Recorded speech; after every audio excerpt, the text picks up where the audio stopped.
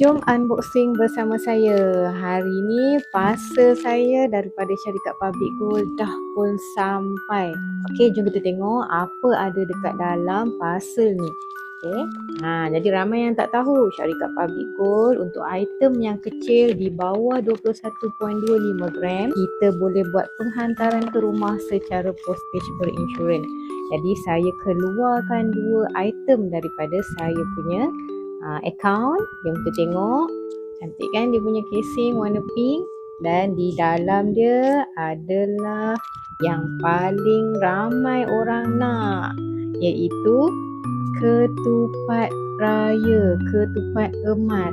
Ini adalah ketupat emas keluaran Public Gold. Dia keluarkan 10 unit sahaja di seluruh dunia, dan hari ini tuan-puan, saya dah dapat dah ketupat emas dekat tangan saya.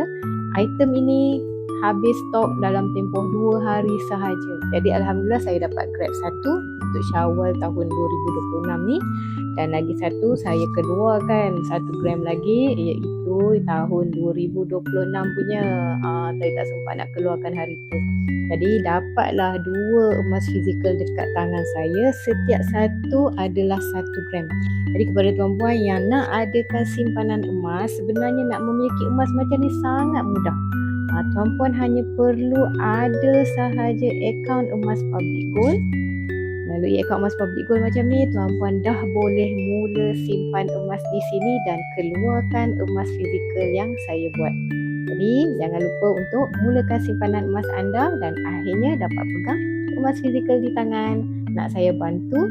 Jom saya bantu anda dengan sebaiknya.